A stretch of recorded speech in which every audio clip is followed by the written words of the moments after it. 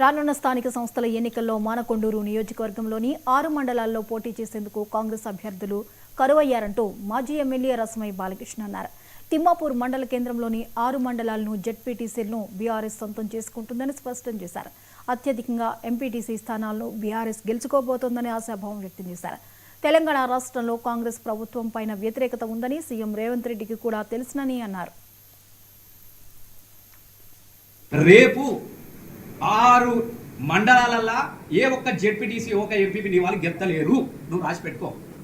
ఒకవేళ 6 కాదు 5 గెలిచినా మళ్ళీ తప్పకు నేను ఒక్కటి గెలి 6 ఇట్లని ఏ ఒక్క జెడ్పీటీసీ ఎంపీపీ గెలిచినా నేను నీ దగ్గర పోటీ చేయను. రాసి పెట్టుకోరు. ఇక పాతికే మిత్రులు కూడా రాయండి, టైటిల్ వేయండి దయచేసి. 6 బ్రహ్మాండంగా. ఎందుకంటే నీ దగ్గర క్యాండిడేటే లేడు. కొద్దిగా పెడితే మా వాళ్ళ ఫోన్లు కూడా కనీసం గెలుపు పక్కన పెడితే నిలబడడానికి కోసం కూడా మనుషులు కరువైనటువంటి పరిస్థితి కనబడతా ఉన్నది. నాయకులు గ్రామాలలో పారిపోతా ఉన్నారు. నేను చాలా మంది నాకు ఫోన్లు చేస్తా ఉన్నారు, అన్న మాయమ్మడ పడుతున్నారు, ఏంది మేము చేసే పరిస్థితిలో ఉన్నా ఆమె ఎవడేస్తాడే కాంగ్రెస్ ఓటు అని చెప్తే ఇలా ఏ ఒక్క మనిషి కూడా చాలా మంది గ్రామాలలో పోటీకి సుముఖంగా కూడా లేరు.